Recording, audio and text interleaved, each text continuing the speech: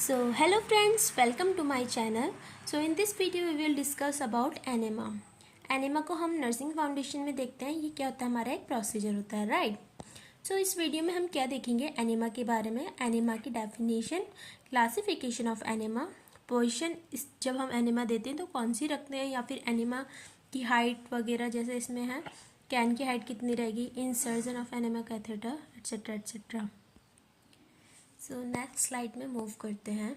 First one है इसकी definition. Enema is a chemical solution put into the large intestine through rectum. हम इसमें क्या कर रहे हैं, हमारा क्या होता है, एनेमा हो गया हमारा एक केमिकल सॉल्यूशन, ठीक है. उसको हमें क्या करना है, लार्ज इंटेस्टाइन में पहुंचाना है. तो उसके लिए हम क्या करते हैं, थ्रू रेक्टम हम उसको क्या कर रहे हैं, इंसर्ट करते हैं, ठीक है.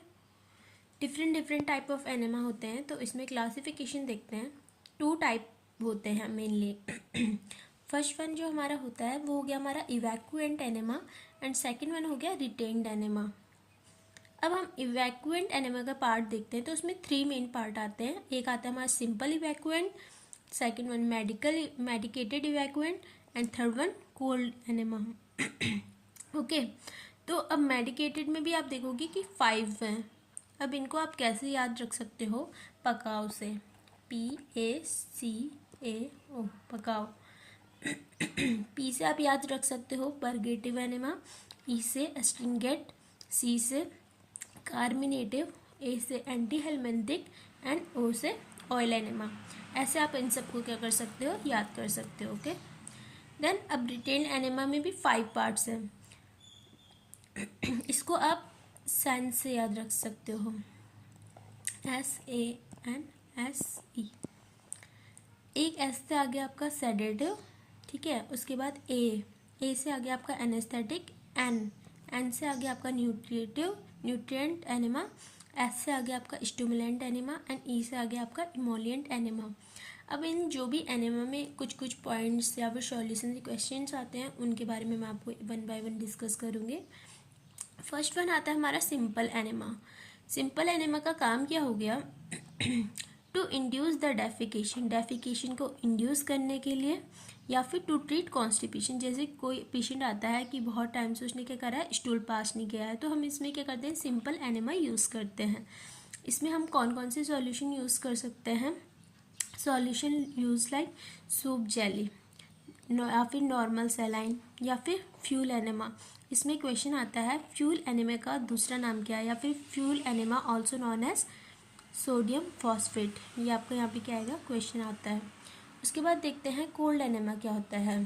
कोल्ड एनेमा का हम कब यूज़ करते हैं, टू ट्रीट द टेम्परेचर. जैसे बहुत ज़्यादा टेम्परेचर है, हाइपोथर्मिया रखा है पेशेंट को, तो हम उसमें क्या करते हैं, कोल्ड एनेमा यूज़ करते हैं ताकि उसका टेम्परेचर क्या हो सके, रिड्यूस हो सके.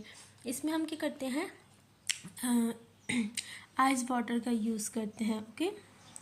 अब जो आइस वाटर है इसका टेम्परेचर कितना होता है, इसका टेम्परेचर होता है आपका 80 to 90 डिग्री फ़ारेनहाइट. आपको टेम्परेचर भी याद रखना पड़ेगा, कभी कभी इसमें भी क्वेश्चन आ जाते हैं. ओके. देन हम देखते हैं हमारा purgative enema. Purgative enema to increase peristaltic movement. Peristaltic movement आपको पता ही है, जो हमारा GI सिस्टम होता है उसमें जो हमारे वेव लाइक मूवमेंट चलती है, तो उसको हम क्या बोलते हैं, पेरिस्टाल्सिस मूवमेंट. पेरिस्टाल्टिक मूवमेंट का काम क्या होता है, जैसे हमारा फूड होता है उसको क्या करती है, ऊपर माउथ से लेकर नीचे एनस तक जो है पेरिस्टाल्टिक मूवमेंट के थ्रू ही वो हमारा जो फूड होता है वो पास होता है. इसलिए ये क्या करती है, पेरिस्टाल्टिक मूवमेंट को इंक्रीज करेगी, जिससे क्या होगा, हमारा स्टूल पास हो जाएगा. ओके. इसमें हम जो सॉल्यूशंस यूज़ करते हैं, एक प्योर जो ग्लिसरीन होते हैं वो काम में आती है, वाटर प्लस ग्लिसरीन भी यूज़ कर सकते हैं, कैस्टर ऑयल या फिर MgSO4 इसमें हम यूज़ करते हैं. ओके. देन हम देखते हैं astringent enema. To treat the intestine inflammation और टू ट्रीट म्यूकस ब्लीडिंग. अगर हमारी जो GIT के म्यूकस लेयर है उसमें ब्लीड हो रहा है, या फिर इंटेस्टाइन में क्या है, हमारा इन्फ्लामेशन है, तो उसको ट्रीट करने के लिए हम एस्ट्रिंगेंट एनेमा यूज़ करते हैं. ओके. इसमें हम कौन कौन से सॉल्यूशन यूज़ करते हैं, tannic acid, alum, and silver nitrate. Alum जो होता है इसको मोस्ट कॉमनली यूज़ करते हैं. एलम मतलब जो हमारी फिटकरी होती है वो उसको यूज़ करते हैं. ओके. उसके बाद आता है हमारा कार्मिनेटिव एनेमा। कार्मिनेटिव एनेमा को हम किस लिए यूज़ करते हैं? To treat the gases distension. जैसे कभी कभी होता है ना, गैस पास आउट नहीं हो पाती है, तो गैस की वजह से एब्डोमेन डिस्टेंट हो जाता है, तो उसमें हम क्या करते हैं? कार्मिनेटिव एनेमा यूज़ करते हैं। इसमें हम जो सॉल्यूशन यूज़ कर रहे हैं वो है हमारा टिंचर। ओके, टिंचर बोलते मतलब तारपीन का तेल, आप हिंदी में भी लिख सकते हो। उसके बाद आता है हमारा anti helminthic enema. Anti helminthic का नाम सुन के आपको समझ में आ रहा होगा कि इसमें क्या कर रहे हैं हम? To kill the worm infestation in intestine. Worm infestation को वर्म WO आएगा, ठीक है यहाँ पे, उनको इंटेस्टाइन में किल करने के लिए हम एंटी हेलमिंथिक एनेमा का यूज़ कर रहे हैं। इसमें जो हमारा सॉल्यूशन यूज़ आता है वो आता है हमारा हाइपरटोनिक सॉल्यूशन। ओके, देन हमारा आता है ऑयल एनेमा। ऑयल एनेमा का यूज़ हम क्या करते हैं? To soften the faecal material. Faecal material को सॉफ्ट करने के लिए most commonly use under the rectum surgery. जैसे कोई रेक्टम सर्जरी होती है, वैसे तो वहाँ पे क्या होता है, हमारा कुछ टाइम के लिए एनेमा अवॉइड ही रहता है, कॉन्ट्राइंडिकेटेड ही रहता है, लेकिन उसके बाद जो हम एनेमा यूज़ करते हैं कुछ टाइम बाद, तो वो यूज़ होता है हमारा ऑयल एनेमा। ठीक है या फिर रेक्टम की सर्जरी करनी है तो उस टाइम पे ऑयल एनेमा यूज़ करेंगे। इसके एग्जांपल हो गए olive oil, castor oil and sweet oil. Okay, next slide में मूव करते हैं। तो अभी आ गए आपके रिटेन एनेमा के टाइप्स। यहाँ तक अभी आपके कौन से थे? पहले वाले के थे, इवैक्यूएंट वाले के। अभी आ गए हमारे रिटेन एनेमा के टाइप्स। फर्स्ट वन है आपका stimulant enema, given in case of shock, intestine collapse and poisoning की कंडीशन में। इन सभी कंडीशन में हम क्या करते हैं? स्टिमुलेंट एनेमा यूज़ करते हैं। इसमें जो हमारे सॉल्यूशंस आ रहे हैं वो आ रहा है brandy and black coffee. Black coffee हमारा क्या है? मोस्ट कॉमनली इसमें यूज़ करते हैं। ओके, उसके बाद आता है हमारा एनेस्थेटिक एनेमा। टू इसमें क्या करते हैं? To administer anaesthetic drug.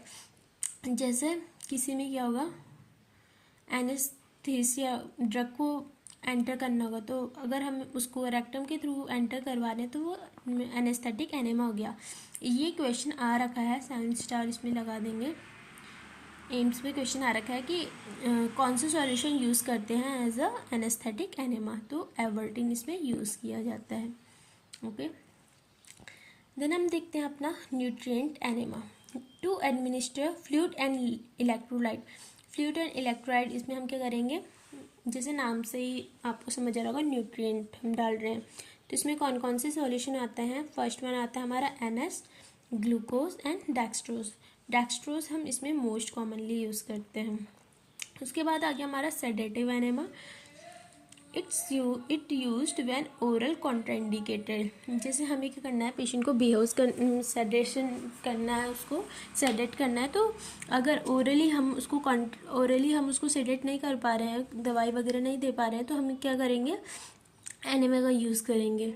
ये क्या करता है? हमारा स्लीप एंड सेडेटिव ड्रग, मतलब स्लीप को क्या कर रहा है? इंड्यूस कर रहा है। इसमें हम कौन कौन से सॉल्यूशन यूज़ करते हैं? फर्स्ट वन है हमारा potassium bromide and second one है इसमें पैराल्डिहाइड। देन आता है हमारा emollient enema. It relax intestine smooth muscle. ये हमारी क्या कर रही है? इंटेस्टाइन स्मूथ मसल है, उसको रिलैक्स कर रही है। टू चेक डायरिया, देखेंगे डायरिया तो नहीं है। सॉल्यूशन इसमें कौन सा यूज़ हो रहा है? Starch plus OPM. ओपीएम आपको पता ही है, अफीम होती है, राइट। उसके बाद आ गया तुम्हारा बैरियम एनेमा।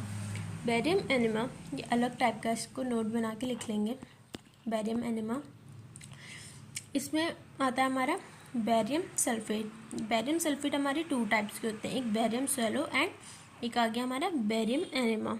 ठीक है, जब हम बैरियम स्वैलो करवा रहे हैं, आपने देखा होगा किसी किसी प्रोसीजर में करते हैं, पहले बैरियम स्वैलो करवाते हैं ताकि उसके जो अंदर है वो दिख जाता है उसको, फिर एक्सरे वगैरह के थ्रू। तो इसमें हमारी नर्सिंग रिस्पॉन्सिबिलिटी क्या रहती है? बैरियम स्वैलो वाले में हम क्या करेंगे? पेशेंट का इंक्रीज़ करेंगे वाटर इनटेक, ठीक है। एंड सेकंड वन, उसका क्या करेंगे? अर्ली एम्पुटेशन, मतलब फटाफट, मतलब जल्दी उसको क्या करेंगे? थोड़ा इधर उधर चलवाएंगे, ठीक है। और जो हमारा इसमें बेरियम सल्फेट होता है, इसका साइड इफ़ेक्ट क्या देखने को मिलता है? इसका साइड इफ़ेक्ट है, आप अपने नोट्स में लिख लेंगे, इसको इरेज करती हूँ। इसका आता है हमारा कॉन्स्टिपेशन। इसका क्या होता है? साइड इफ़ेक्ट होता है, कॉन्स्टिपेशन करवाता है ये बेरियम सल्फेट। इसमें हमारा कॉन्स्टिपेशन में स्टूल का कलर के देखने को मिलता है, वाइट देखने को मिलता है। ओके, देन ये भी आपका एक क्या होता है? एनेमा होता है। ये किस लिए यूज़ होता है? To treat hyperkalaemia. ठीक है, ये न्यू क्वेश्चन है तो आप इसको ध्यान से देखेंगे, क्वेश्चन आने का चांस है। टू ट्रीट हाइपर कैलेमिया, इसमें जो हम सॉल्यूशन यूज़ कर रहे हैं वो आ गया हमारा पॉलीस्टीरीन सल्फोनेट। अब उसके बाद जो डिफरेंट क्वेश्चन आते हैं एनेमा से रिलेटेड कि एनेमा में कौन सी पोजीशन दी जाती है, तो आ गया हमारा फर्स्ट वन 7 स्टार, हम इसको देंगे प्रायोरिटी वाइज लिखे हुए। फर्स्ट वन हमारी प्रायोरिटी जाएगी सिम्स लेटरल, सेकंड जाएगी left lateral and then lateral. ठीक है, उसके बाद देखते हैं साइज ऑफ एनेमा कैथेड्रल। जो हमारा एनेमा होता है उसका साइज़ कितना होता है, मतलब जो उसका डायामीटर है ना वो कितना होता है? तो एडल्ट के लिए उसका डायामीटर होता है हमारा, एडल्ट में होता है 22 to 30 फ्रेंच। चाइल्ड में देखें तो चाइल्ड में होता है 14 to 18 फ्रेंच। एंड नियोनेट की बात करें तो नियोनेट में होता है हमारा 12 फ्रेंच। ओके, उसके बाद इंसर्जन, हम इंसर्ट कितना करेंगे उसको रेक्टम के अंदर। एडल्ट की बात की जाए तो एडल्ट में हम 3 to 4 इंच, या फिर इसी को लिखा है हमने सेंटीमीटर में तो 7.5 to 10 सेंटीमीटर। चाइल्ड में 2 to 3 इंच, या फिर सेंटीमीटर में देखें तो 5 to 7.5 सेंटीमीटर। नियोनेट की बात करें तो 1 to 1.5 inch and 2.5 to 4 centimetre इसको इंसर्ट करते हैं थ्रू रेक्टम। अब इसमें अमाउंट ऑफ एनेमा, हम एनेमा देते कितना है, तो जो इवैक्यूएंट है एंड रिटेन का मतलब क्या हो रहा है कि हम उस एनेमा को जिसे रेक्टम के थ्रू डाल रहे हैं ना, तो वहीं पे उसको रिटेन करके रख रहे हैं कुछ टाइम के लिए। ठीक है, और इवैक्यूएंट में क्या हो रहा है? उसी टाइम पास आउट हो जाता है। तो एडल्ट में इसीलिए इसकी डोज जो होती है ज़्यादा होती है, मतलब सभी में डोज इवैक्यूएंट की ज़्यादा होती है, रिटेन की कम होती है। रिटेन क्योंकि उसको अंदर ही रहना है। ठीक है, तो इसमें हमारी डोज आ गई 500 to 1000 ml, इसमें आ गई हमारी 100 to 150 ml। फिर चाइल्ड की बात करें तो चाइल्ड में आ गया हमारा 250 to 500 आएगा 500 ml, एंड रिटेन में 50 to 100 ml, नियोनेट में 250 ml, या फिर रिटेन में 50 ml। टेम्परेचर देखें तो टेम्परेचर इसमें इवैक्यूएंट का, क्योंकि रिटेन का तो आपका बॉडी टेम्परेचर का ही होता है, मतलब सेल्सियस में देखें तो 37 डिग्री सेंटीग्रेड या फिर 98.6 डिग्री फ़ारेनहाइट इसको यूज़ करते हैं एट बॉडी टेम्परेचर में।